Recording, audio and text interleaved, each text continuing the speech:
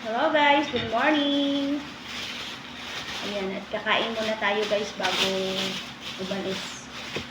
Kakain muna tayo bago pupunta sa tindahan kasi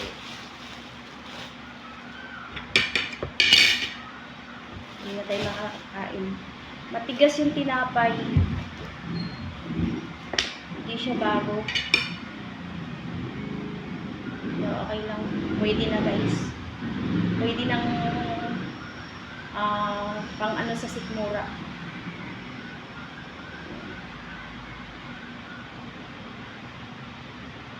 Yan, peanut butter tayo. Kasi bumaba na naman ngayon yung ating sugar. Kaya mag peanut butter tayo.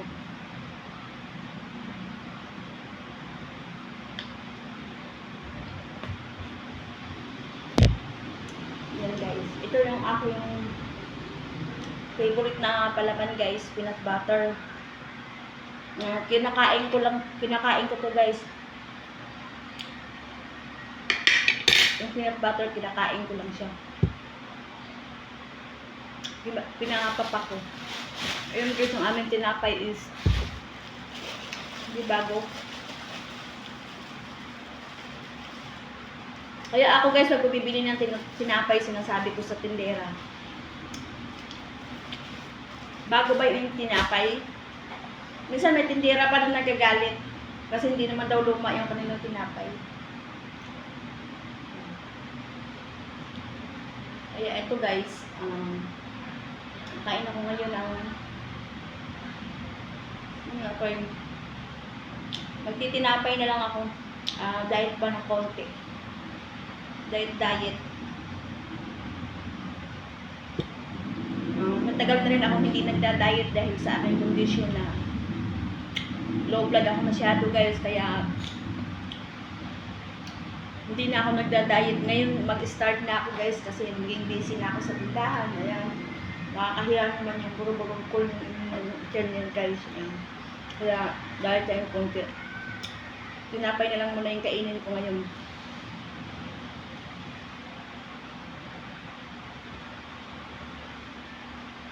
Ayan.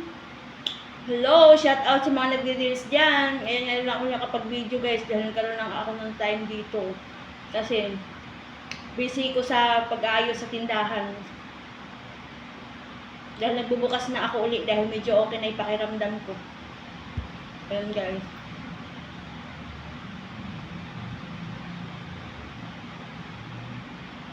Ayan. Hindi na lang muna ako mag-coffee. Kasi medyo bawal pa sa akin. Kaya tinapay na lang muna tsaka tubig. Pero sabihin natin guys na bawal, lalo na pagka ganitong tag-ulan, hindi mo talaga mapigil. Iinom na lang ako ng maraming tubig para yung sinasabing bawal, hindi na maging bawal. Ayun guys. Mga unti guys, shout out sa mga makain din dyan kamukha ko ngayon bago punta sa trabaho. Ayun guys.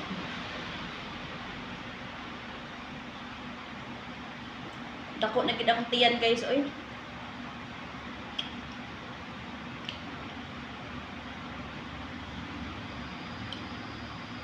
Mahirap din kumain, no?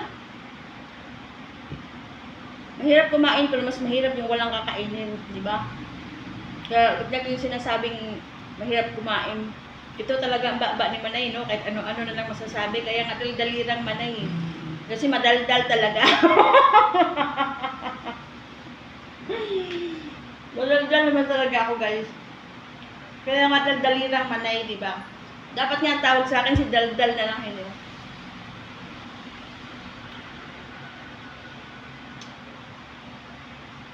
Ayan guys, oh. Ang sarap nito guys. Peanut butter.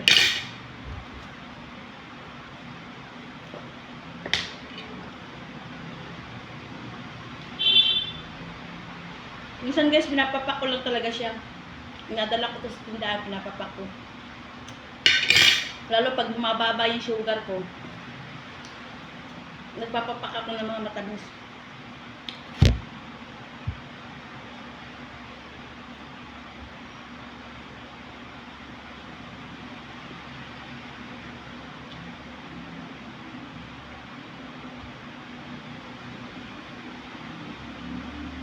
Hello! Shout out dyan sa manood ngayon sa aking video. Ayan.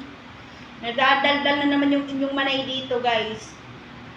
Nagdadaldal na naman yung ating daldarirang manay. Gusto kayong makintabi ba? Bago pupunta sa trabaho, nang gusto mo na makipagtabi at makipagdaldalan sa mga ka-reels.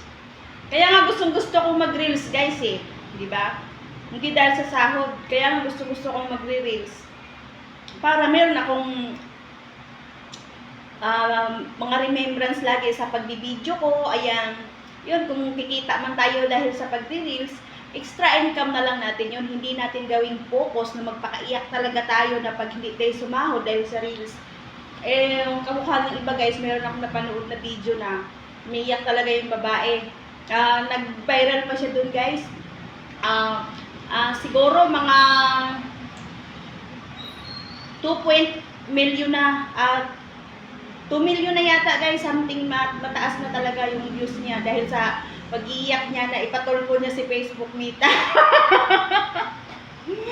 Pero guys, di naman din natin siya masisisi sa ano niya dahil gusto niya talaga yung maging vlogger at maging certified na vlogger talaga siya, lalo na daw sa edad niya na wala na siyang hanap buhay. Ayan, dahil hindi na siya makapagtrabaho ng maayos dahil sa edad niya. Naintindihan din natin yun at doon nag-boom yung video niya, nag-viral siya dahil doon sa umiiyak siya na ipapatulpo niya sa Facebook Mita dahil talagang todo effort talaga siya sa pagre-reels, guys. Siguro binuhos niya talaga. Biruin mo ba naman, guys, mawalan pa siya ng ulam. Sinisipan niya si Facebook Mita dahil wala siyang ulam. Ayan. Tapos ginanon lang daw siya ni Facebook Mita. Ayan, guys. Bye-bye, guys. Dahil aalis na ako. Bye!